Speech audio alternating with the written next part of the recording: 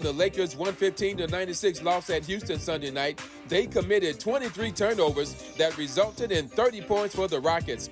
8 of those turnovers came from LeBron, who made only 2 of 9 shots in the entire game. The Lakers also missed 17 three-pointers. Things were so out of whack for the Lakers that center DeAndre Ayton led them in scoring with 19 points, and he only played 2.5 quarters. Ayton was ejected in the third quarter for a flagrant foul. The Lakers lead the series 3-1. Game 5 in the best of 7 is Wednesday night at Crypto.com. For the second time in 3 years, no HBCU players were chosen in the NFL draft. The 3-day 2026 draft ended Saturday for the league's 32 teams. No HBCU players were selected in 2024. No debates, no speculation, just the info you need. That's your KBLA Sports Minute. I'm Ray Richardson on KBLA Talk 1580. In a world full of noise, one station keeps it real. KBLA Talk 1580, where the conversation goes deeper, the voices sound like yours, and the issues that matter most to our community take center stage. Progressive, powerful, unapologetically us. Whether you're driving through the city or tuning in from your home or office, join the public square. KBLA Talk 1580, your home for talk that enlightens, encourages, and empowers. Listen live on our free KBLA 1580 app, on our website at KBLA1580.com, or on your radio dial at 1580 AM. Unapologetically progressive.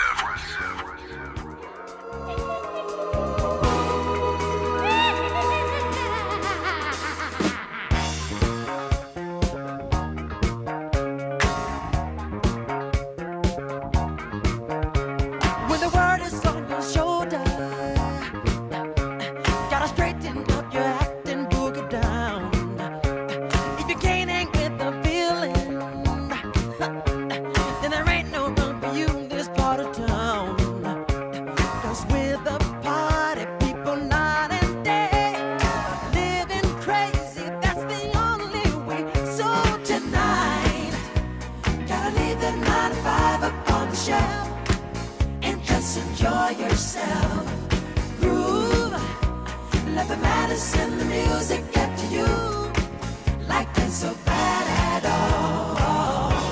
You live it off the wall. KBLA Talk 1580 is first things first, and guess what, y'all? I am not Dominique DePrima, but I am James Farr, and I am sitting in for Dominique DePrima all week. We have the most comprehensive election coverage. Ballots go out next week, May 4th.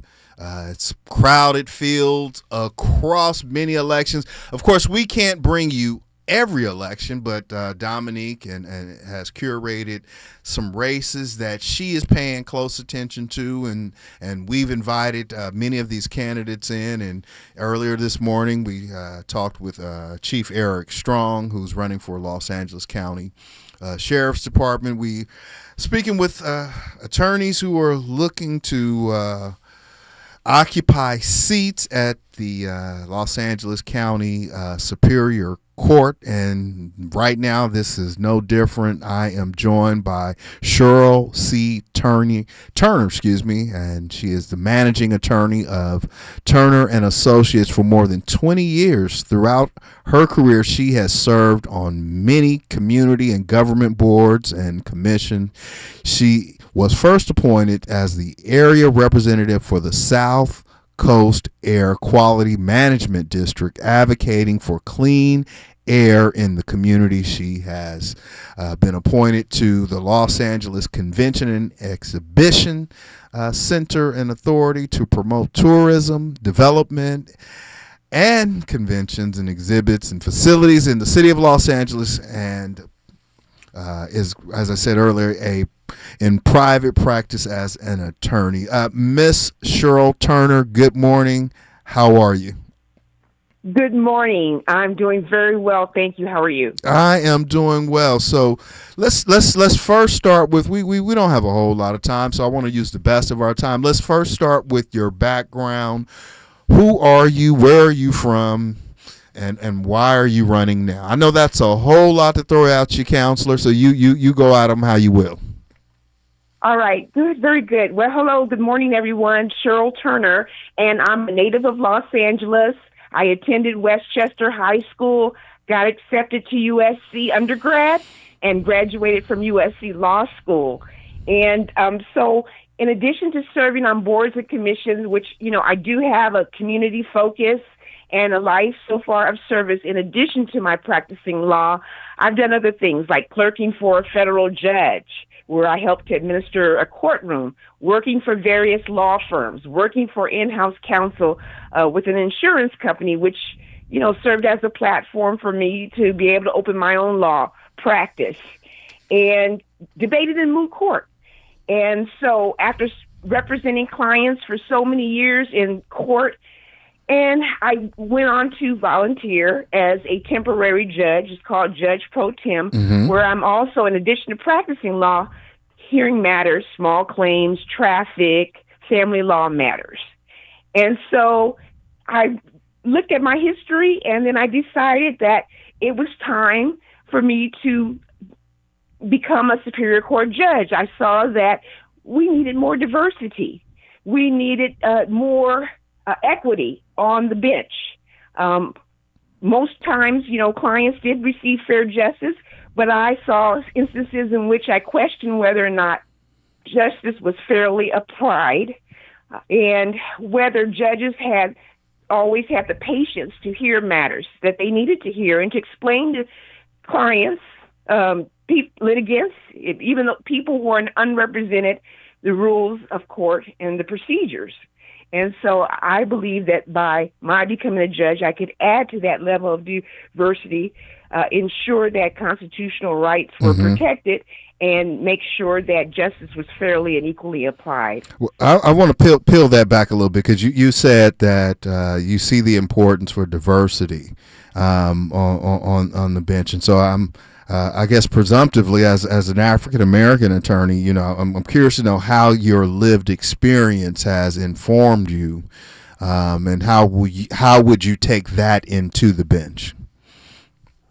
Yes, well, it's important to always be neutral as a judge.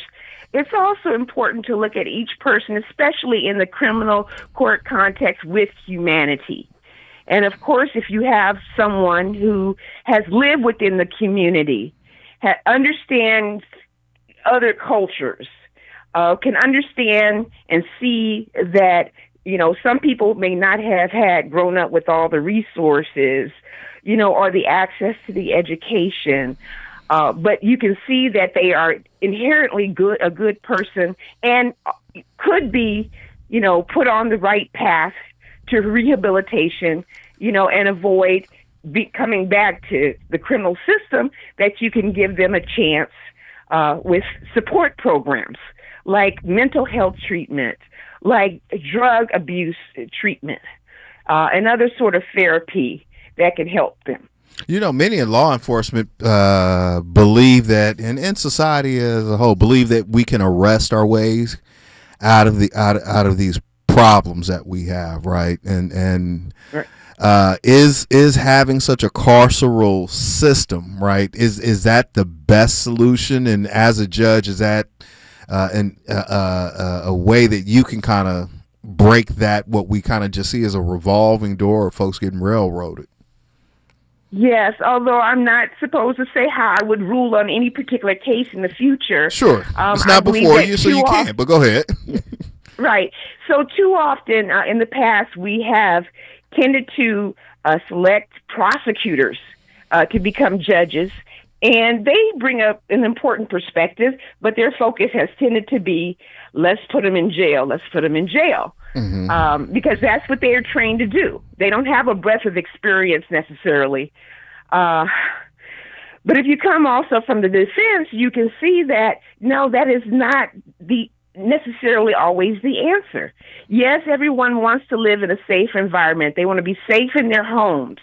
They want to be safe in their schools, in their churches. They don't want to be attacked. They want everybody to do what's right. And so people do need to be held accountable for their actions. But at the same time, if there's a mental health issue, if there's a drug abuse issue, it's not always about let's lock them up, because people need to have the support and the therapy they need so that they don't have to return once they're released. They'll eventually be released back to the community unless, it's some kind of,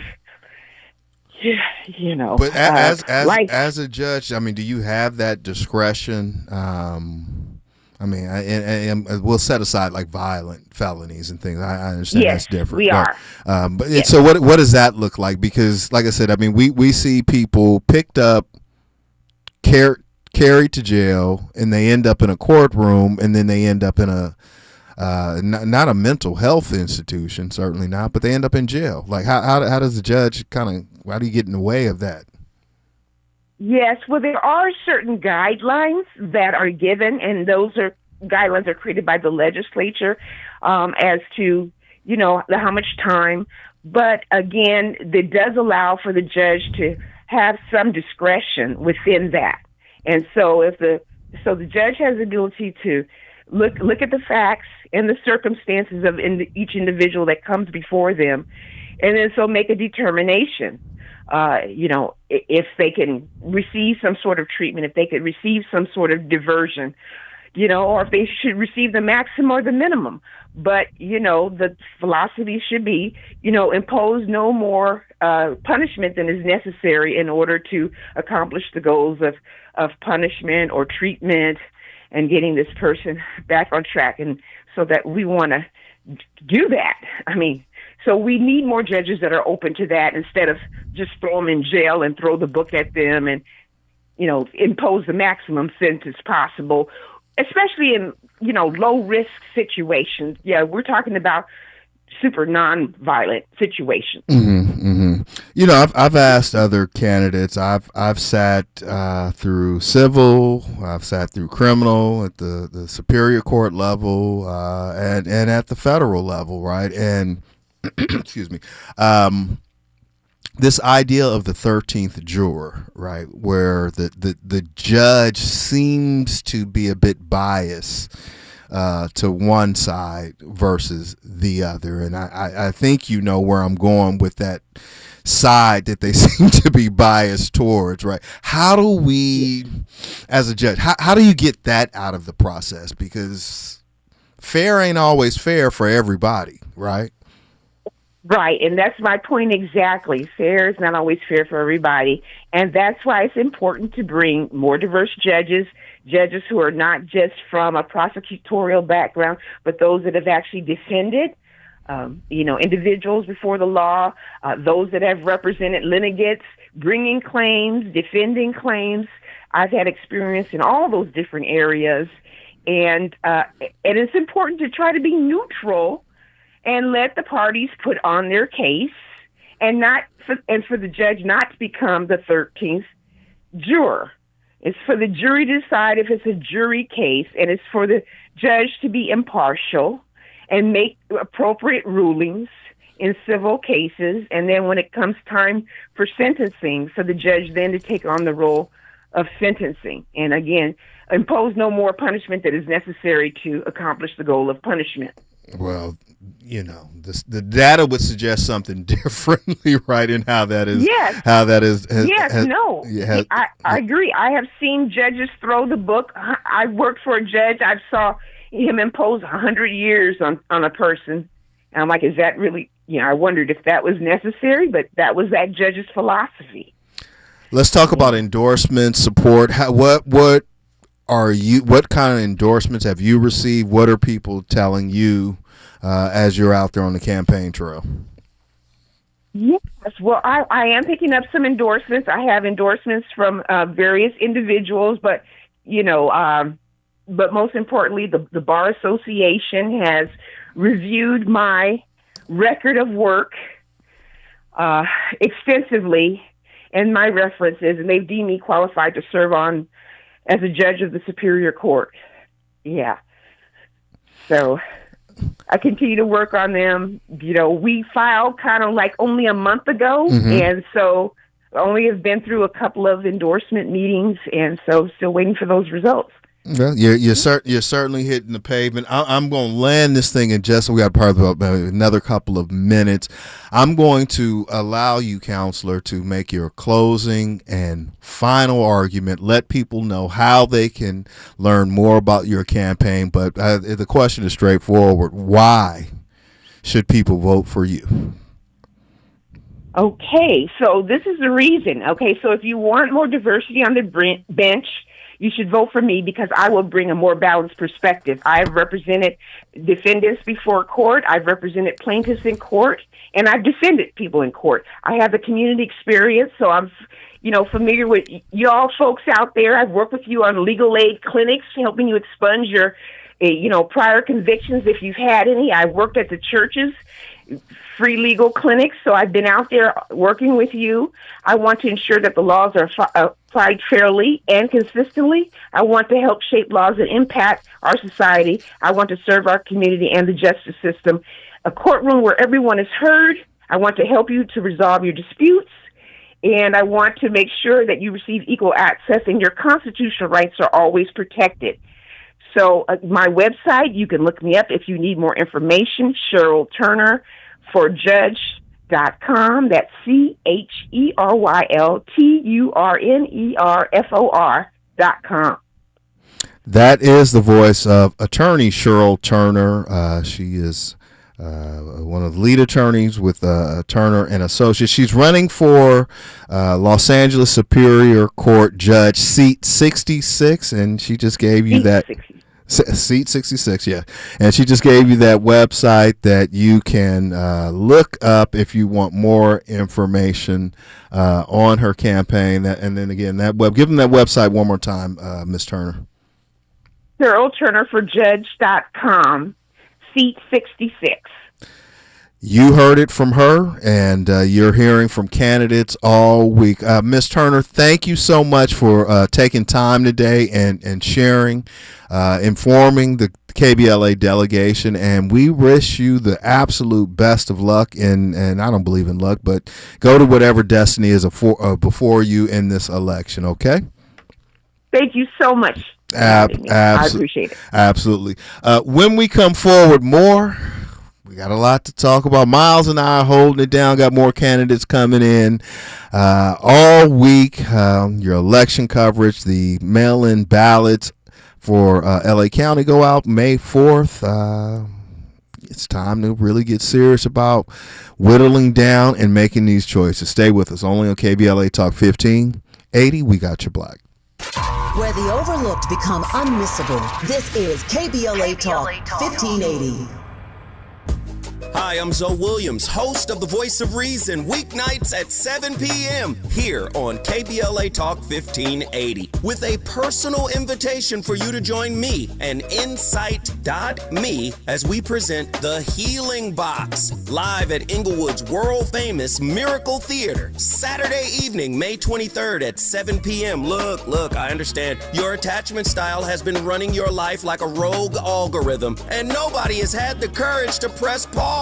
Until now, Dr. Pakoya McCall and yours truly are curating a night where clinicians, spiritualists, and an all-star panel of black woman healers like Dr. Shalonda Sunshine Crawford, Dr. Jashana Johnson, and spiritualist Precious McGill will join some amazing spoken word artists and the legendary comedian Louis Dix to diagnose, disrupt, and heal your relational wreckage in real time.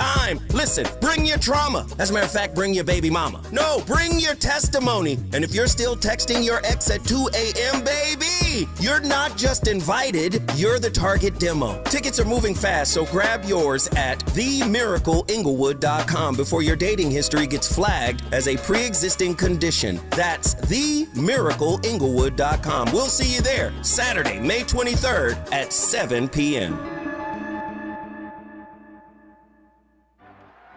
It's game day.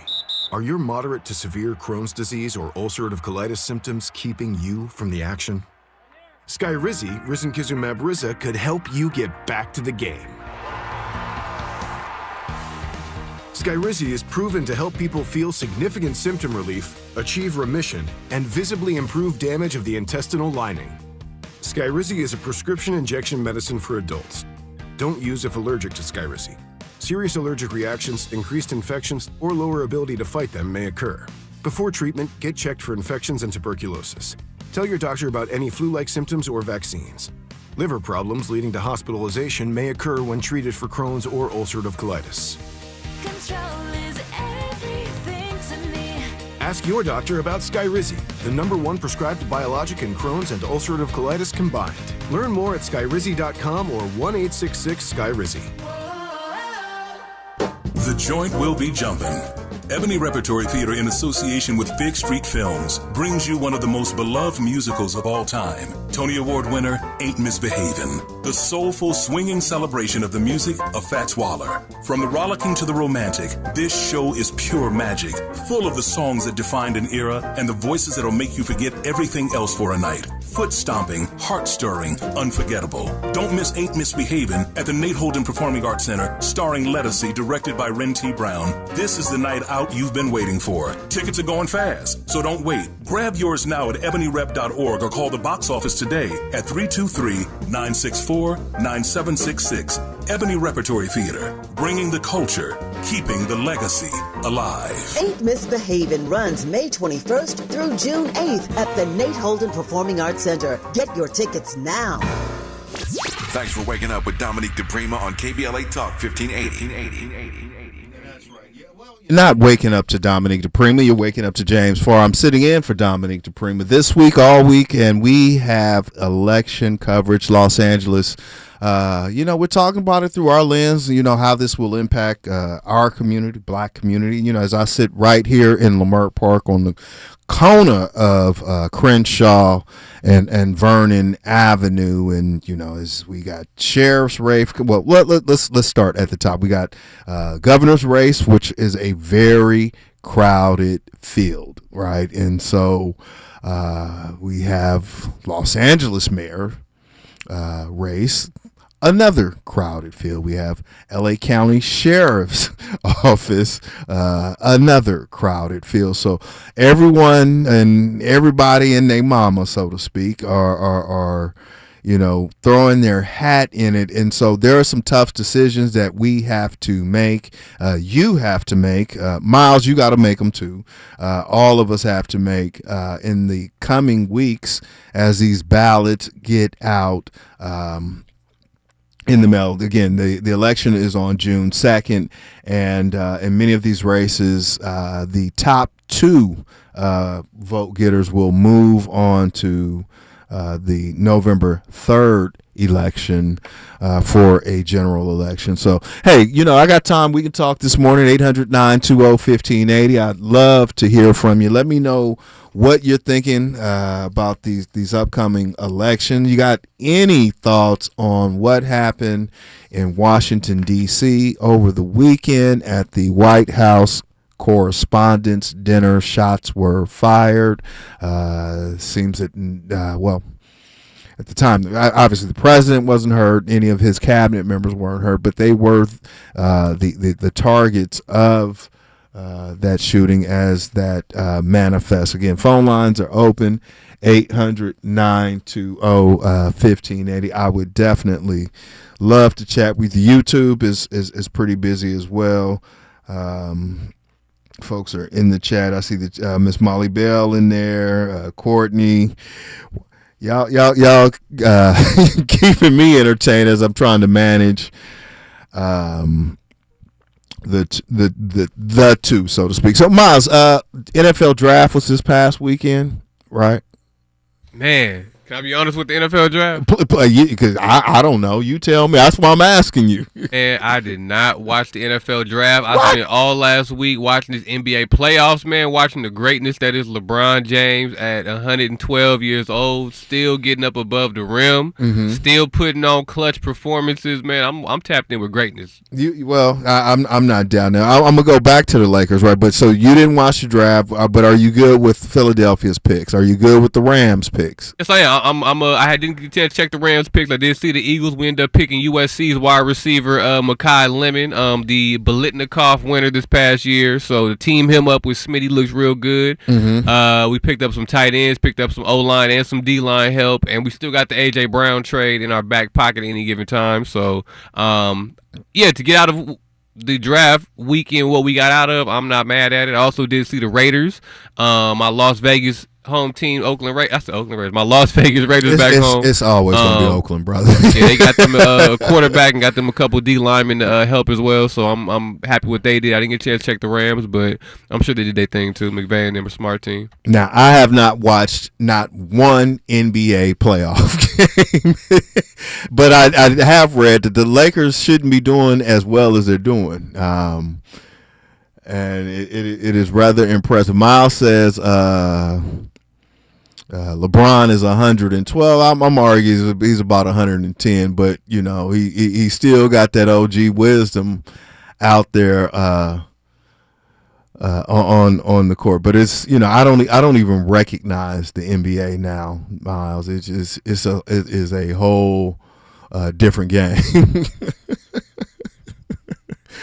Oh man, so yeah, we're getting ready. More conversations are coming up. I have a candidate coming in on the other side of the hour. Again, we're talking to judicial candidates. We're talking to candidates for a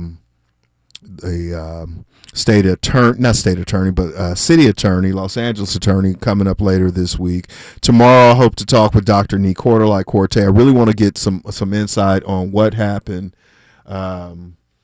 at this White House shooting. Excuse me, not White House, but at this White House White Correspondents' Dinner, which is an annual event that is supposed to be meant for constitutional, First Amendment speech. There's a roast. There's all these things that kind of happen in that, and it was disrupted last night. And something about President Trump seems to be, he seems to have an attraction, Miles, to violence. Like, yeah, I just want to say this. Don't let it distract from the Epstein files, everybody. And definitely a little fishy, but we can talk about that some other time, man. We got a busy day. We got a long week though. Long week. I think President Trump is really saying he put on for his city, right? Like he just he didn't want to get roasted. What it sound like. That roast was finna be. They had a lot to work with. This roast. Man. It's a whole lot. Oh boy! So around the town, around the city, lot happening in the Crenshaw district. Lamert, I was in Lamert over the weekend, and man, we just had a good time, just being in community. Some post Earth Day celebration, and if anybody was around the village, Lamert, 10, 11 o'clock, there was a line around the building. Plant Chica was giving out plants, right? And I was like, wow, that's a lot of people standing in line for one plant, right? But it was community, and that's one of the things that happens here in community. Check this out. When we come forward, we're going to continue this election coverage. After we pay some bills, we got news, sports, and the like, all the things up next, and I will be joined very shortly by our next judicial candidate. I'm going to be joined by Anthony Bain, who is a candidate for Los Angeles Superior Court Judge, seat number 87. Stay with us. Only on KBLA Talk 1580. We got you, Black. She's reclaiming her time on KBLA Talk 1580. More First Things First with Dominic DePrima when we come forward. I'm Bree Wood with BIN News Now. Attorney General Todd Blanche is praising the rapid response to the shooting scare at the White House Correspondents' Dinner. When you have a perimeter designed to keep people safe like President Trump, that's something that should be applauded. On ABC's This Week, Blanche said the system worked, adding the suspect, identified as Cole Allen, could face federal charges as soon as today. President Trump is accusing former President Barack Obama of treason in a series of overnight social media posts. Trump shared content alleging a 2016 smear campaign tied to Russia and again suggested prosecutions without providing new evidence. And NBA star Tyrese Halliburton is addressing online speculation about his personal life. The Pacers guard explained viral photos involving his white fiancée, Jade Jones, and her friends and family reflected his upbringing in Wisconsin, saying most of his circle is made up of people he's known since childhood. Get BIN News now, on demand, 24/7 on the iHeartRadio app. Recall 67A mobile appointments are now available in your area. We come to you, quick, easy, and under an hour. Complete the recall to get $500, plus a warranty worth thousands. Schedule today at Cummins.Recall.com. This is the KBLA Sports Minute with Ray Richardson. The Lakers hope they got one of the sloppiest performances of the season out of their system. In the Lakers' 115-96 loss at Houston Sunday night, they committed 23 turnovers that resulted in 30 points for the Rockets. 8 of those turnovers came from LeBron, who made only 2 of 9 shots in the entire game. The Lakers also missed 17 three-pointers. Things were so out of whack for the Lakers that center DeAndre Ayton led them in scoring with 19 points, and he only played 2.5 quarters. Ayton was ejected in the third quarter for a flagrant foul. The Lakers lead the series 3-1. Game 5 in the best of 7 is Wednesday night at Crypto.com. For the second time in 3 years, no HBCU players were chosen in the NFL draft.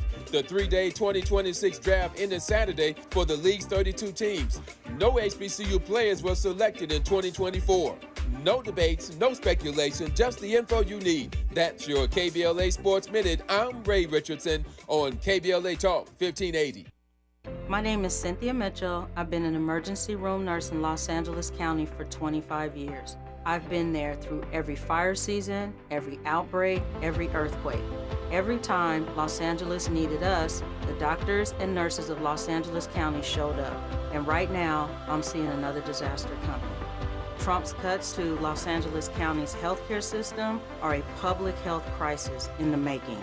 Medi-Cal, public hospitals, disaster preparedness are all at risk. But we can stop it. Measure ER fights back against these cuts. For a half a penny, we keep emergency rooms open, care within reach for working families, and doctors and nurses serving the communities we love. When you vote yes on Measure ER, you're not just voting for health care, you're voting for LA.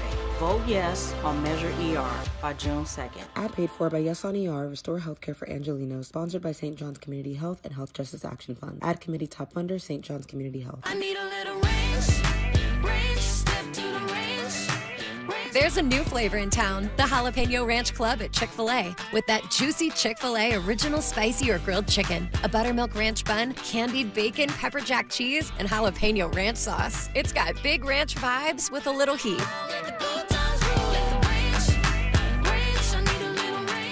Chick-fil-A's new Jalapeno Ranch Club, available for a limited time only. Order ahead on the Chick-fil-A app. Cornbread, fish, and collard greens. I got what you need if you want it. Los Angeles, the wait is over. For 1 year, Lonell's Soul Food Cuisine has been feeding this community with love, and now it's time to celebrate. You're invited to the 1-year anniversary and official grand opening of Lonell's Soul Food Cuisine, where every plate tells a story and every bite feels like home. We're talking golden fried chicken, slow-cooked collard greens, cornbread straight from the oven, and desserts that'll have you calling your mama. Come through. Bring the family. Bring the neighbors. Bring everybody. Lonell's Soul Food Cuisine, 8501 Vermont Avenue in Los Angeles. This is more than a restaurant. It's a celebration of culture, community, and the kind of cooking that warms you from the inside out. 1 year strong, and he's just getting started. Lonell's Soul Food Cuisine, 8501 Vermont Avenue, Los Angeles. Come hungry.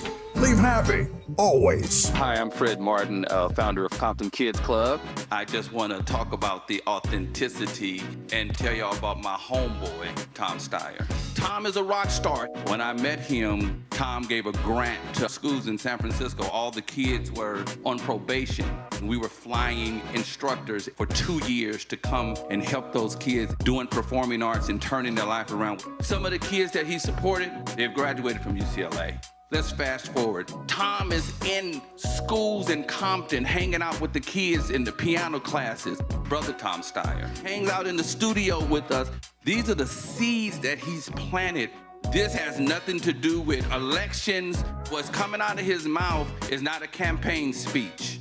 It's authentic. And when he say he walks away from a business because he want to do his values, he ain't making that up because he's running for governor. This man is real. Ad paid for by Steyer for Governor 2026. At KBLA Talk 1580, we do more than just talk. You got a big mouth. Hello, Joe, you're up. Welcome. We're unapologetically progressive, and we don't black down.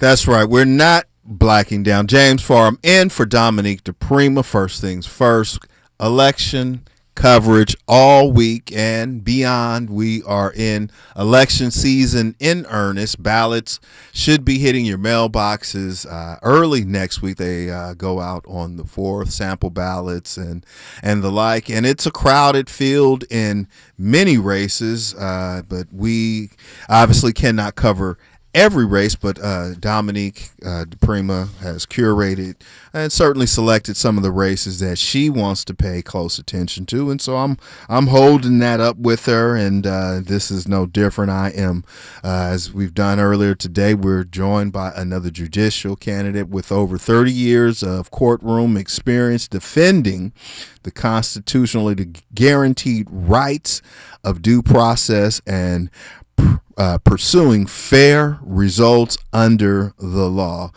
A.J. or Anthony Bain is joining us, and he is a candidate for Los Angeles County Superior Court seat 87. Attorney Bain, how are you? Good morning, sir.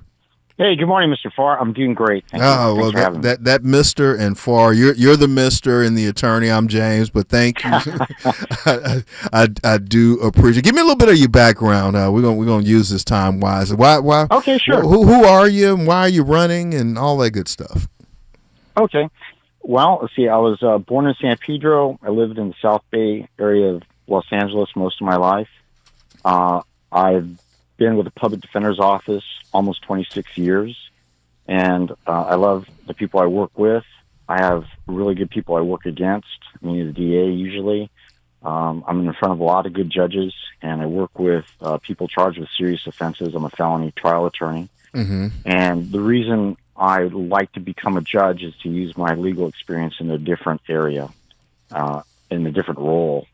And I think the U.S. has the best legal system in the world, and I'm happy to be part of it.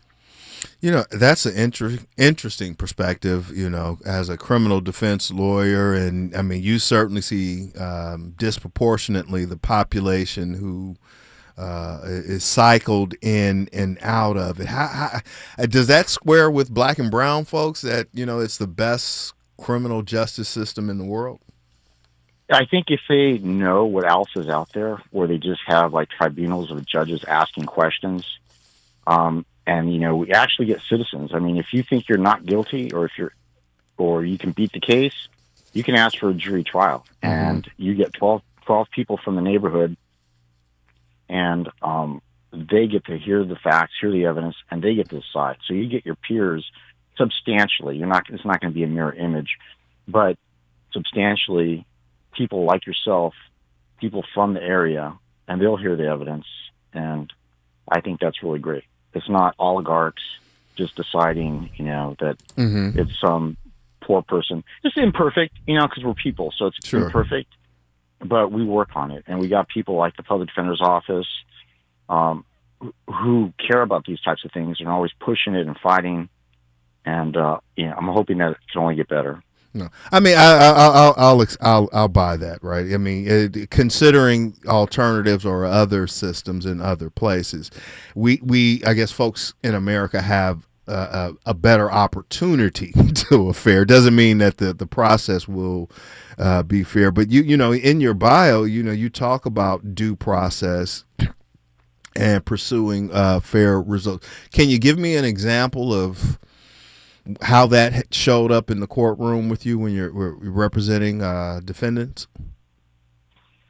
Yes. So the prosecution is well funded. They have their own labs.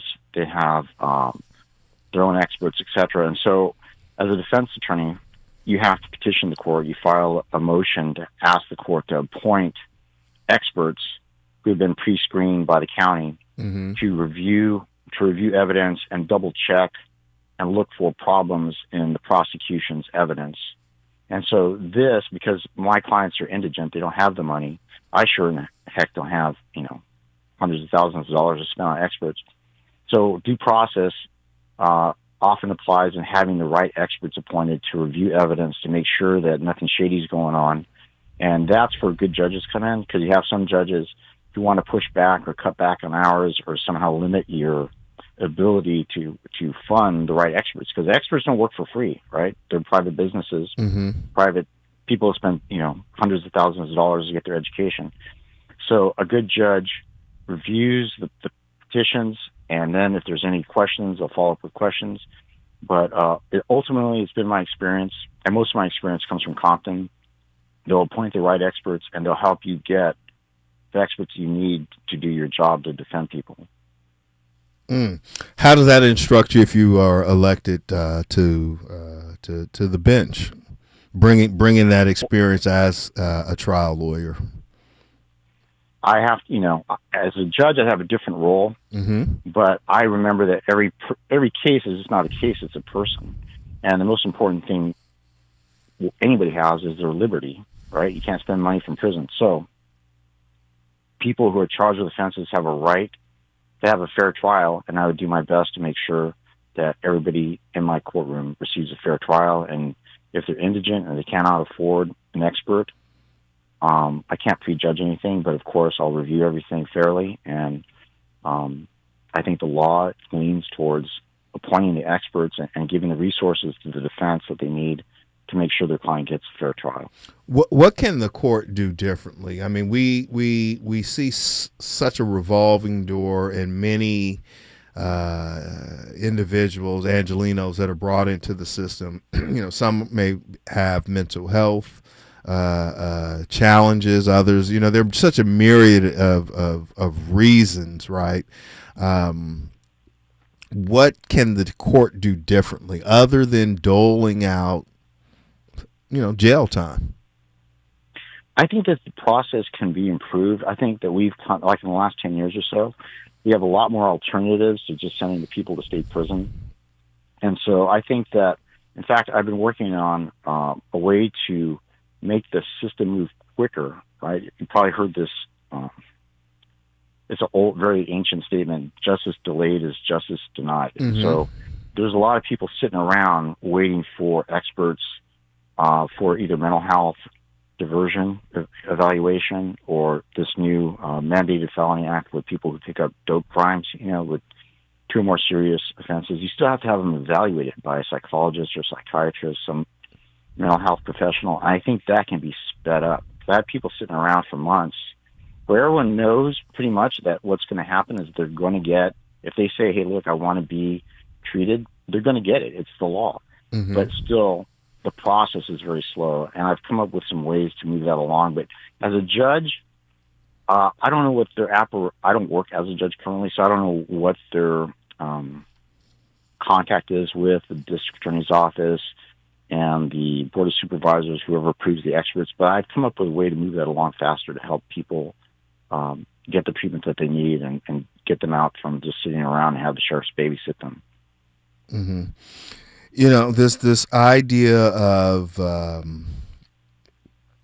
understanding that you're supposed, as a judge, right, you're supposed to be impartial. Justice is supposed to be blind, and my very elementary understanding is the judge is a referee. But I've sat through federal as well as state court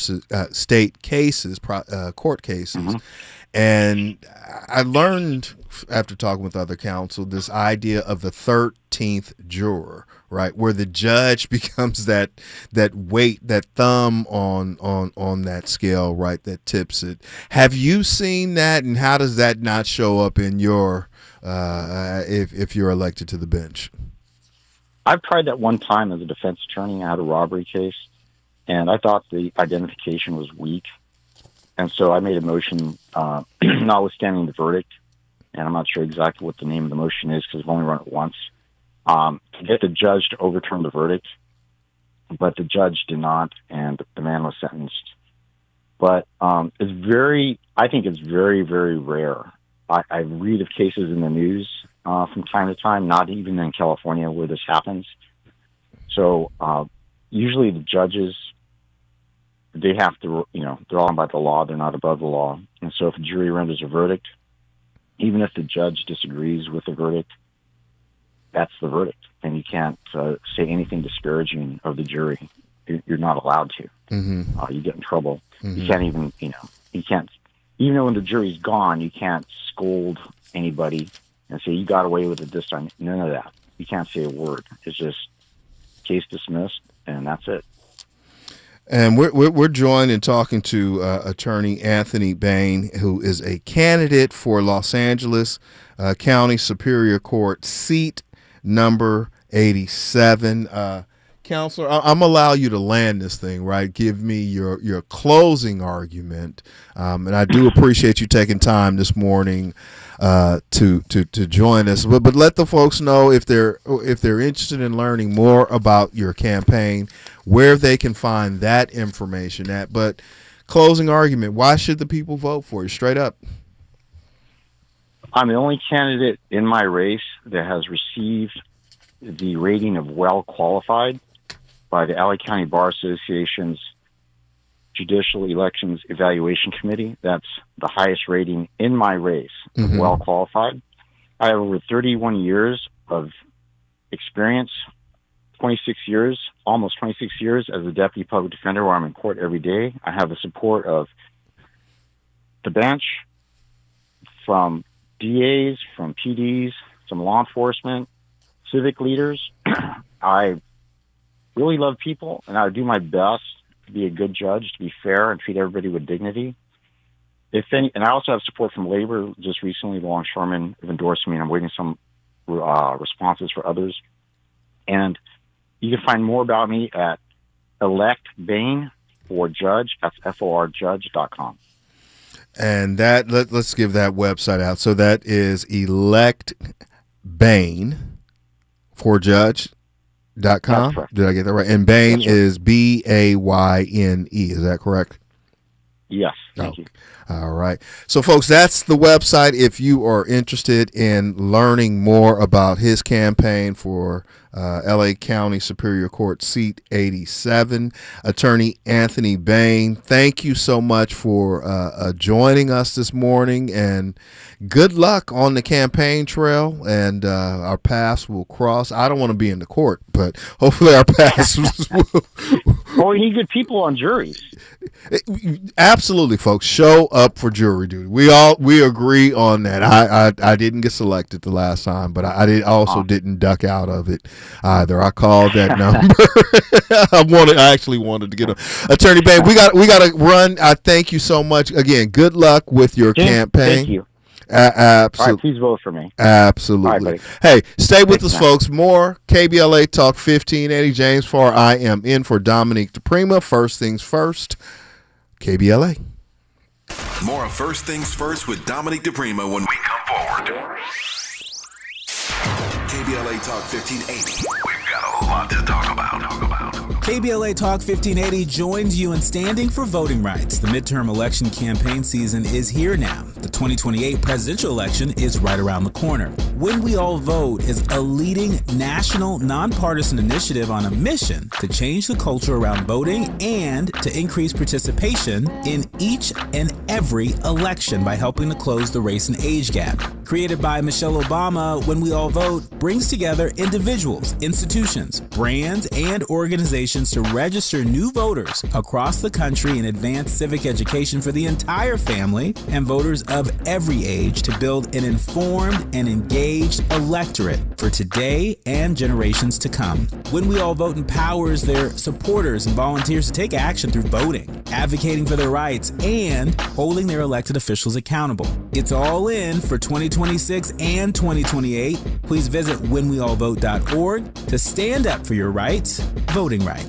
This is a community call to action from KBLA Talk 1580. Stay informed with 24/7 power outage alerts from LADWP delivered straight to your phone or email when an outage occurs. Get notified when there's a major outage and again when your power is restored. Track up to 3 neighborhoods, like your home, your workplace, even a family member's. Stay connected. Stay informed. Sign up at ladwp.com/outage alert. That's ladwp.com/outage alert. Sign up today at ladwp.com/outage alert. You better work. She's rooted in culture and rising in power. Los Angeles City Council member Karen D. Price Jr. invites you to the District 9 Women's Leadership Summit, a powerful gathering celebrating the women who shape our communities. Join us Sunday, May 3rd from 1 to 6 p.m. Registration is open now, but space is limited. District 9 residents receive special priority. This event is free. Call 323-846-2651 to reserve your spot. That's 323-846-2651. Be rooted, be powerful, be there. Roger and Tracy saved over $18,400. Cynthia was recovering from a family tragedy and saved over $10,300. If you are drowning in debt, then call Debt Blue. Debt Blue is a professional debt negotiation firm with over 20 years of experience helping people pay back a fraction of what they owe. Learn how to cut your debt up to half or maybe more. Be debt-free in 24 to 48 months, even with bad credit. With an A+ rating from the BBB, you can rest easy knowing Debt Blue is going to deliver guaranteed debt reduction. Debt Blue offers a success guarantee. You pay nothing unless your debt is reduced or completely resolved. That's right, you save money or it's free. Call now for significant debt relief and a free consultation. 800-200-8879. That's 800-200-8879. You don't have to declare bankruptcy. This program works if you owe $10,000, $20,000, or even $100,000 in debt. Call for your free consultation today. 800-200-8879. That's 800-200-8879. KBLA Talk 1580. We've got a lot to talk about. KBLA Talk 1580, connecting you with services and solutions. The Michael's Daughter Foundation is dedicated to inspiring youth and resilience through storytelling, arts, filmmaking, and enrichment programs for youth and families in under-resourced communities and system-impacted individuals. The Michael's Daughter Foundation is a 501c3 nonprofit providing free and low-cost arts programs to youth and families from under-resourced communities, both system-impacted youth and those affected by the incarceration of a loved one. 1 in 43 children in America have a parent incarcerated. 70% of those children are expected to end up in prison. Through filmmaking, animation, theater, and writing, they help young people express themselves, build confidence, and imagine new possibilities. Beyond the arts, they offer financial literacy workshops, emergency support, and scholarships. Because thriving takes more than talent, it takes access. To learn more about the impact of Michael Daughters Foundation and how you can be a part of the movement, please visit their website, michaelsdaughterfoundation.com. This is a community call to action from KBLA Talk 1580. The conversation continues right now with Dominic DePrima on First Things First. That's right. The conversation does continue. James Farr. I'm sitting in for Dominic DePrima, First Things First, and we have ran through 1, 2, 3, 4, 5 candidates that are running for office right here in Los Angeles County. We had LA Sheriff candidate Chief Eric Strong, who's running for, as I said, LA County Sheriff. Talked with Justin Clayton, who's running for LA County Superior Court seat 65. Ben Foyer, who is seat 66. Cheryl Turner, also seat 66. And you just heard from Anthony Bain, who is running for candidate in LA County seat number 87. Just a few more minutes before we got to get out of here. See, we got somebody on the line. Caller, what you got for us? Did we lose him? I thought we lost him. All right. So, again, folks, we're going to be giving you election coverage and updates all week and all the way up through and to the election, which is on June the 2nd. It's a pretty important race tomorrow. More candidates coming up. I mean, it's just such a full schedule. So be sure to be looking for those ballots in the mail. Make sure you look them. Dominique usually does like a guide, so to speak. I think last election cycle, she and I both sat down and filled out our ballots together. So we're happy to do that heavy lifting with you, not so much for you, but certainly with you and share our thoughts. I'm not ready to endorse anyone as of yet in any race. And, you know, I got some opinions on some of the ads that I've heard.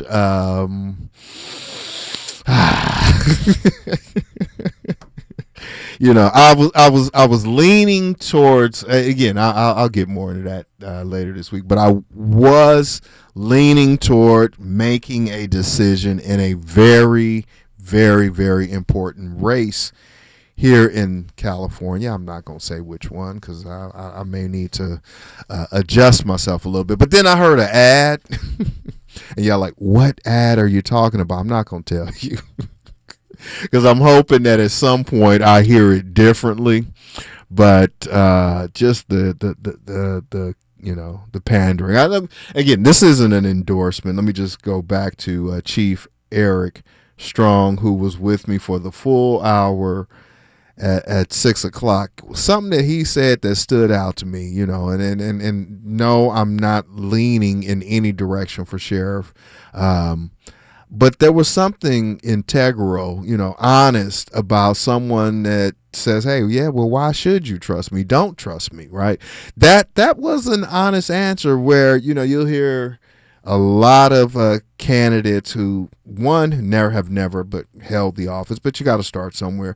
And they all kind of go on these same talking points, right? What do I mean by that? I'll give you an example. You'll hear a candidate, no one said that today because that's not the races, but you often hear folks talk about, you know, affordability, right? Or build more housing, right? You know, when I'm running, I'm going to build 1 million or I'm going to build 3 million. I'm going to build houses, right?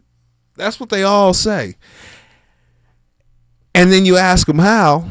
Oh, well, you know, we hadn't really thought about that. Or they say nothing. They just kind of move on. But they say these things. So it's important that when you're listening to these candidates that you interrogate, right? Like that you're listening not only to understand, but you're listening to exactly what they're saying, because, you know, an old country saying is the best time to have planted a tree for shade was 20 years ago, right? So if someone tells you that they're going to build 3 million homes, like was said in the last presidential cycle, like many of the gubernatorial candidates are saying in this cycle, and that they are going to build homes, right? But they never tell you how, right? They never address the elephant in the room, which is if it were that doggone easy to build housing here in the state of California, we wouldn't be in this housing shortage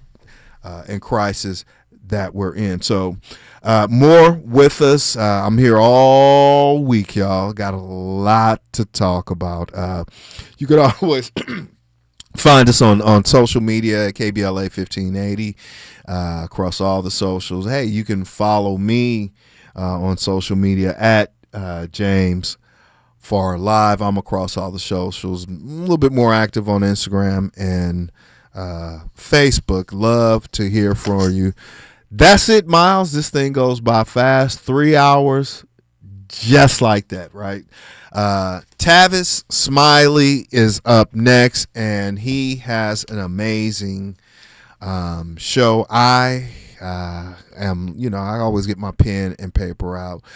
Stay with us. We have a whole lot more to talk about. Only on KBLA Talk 1580.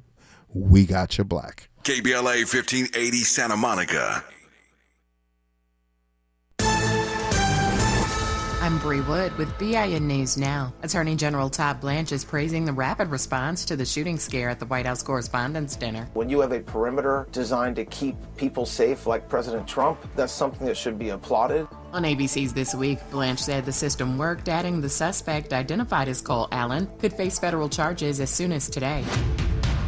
President Trump is accusing former President Barack Obama of treason in a series of overnight social media posts. Trump shared content alleging a 2016 smear campaign tied to Russia and again suggested prosecutions without providing new evidence. And NBA star Tyrese Halliburton is addressing online speculation about his personal life. The Pacers guard explained viral photos involving his white fiancée, Jade Jones, and her friends and family reflected his upbringing in Wisconsin, saying most of his circle is made up of people he's known since childhood.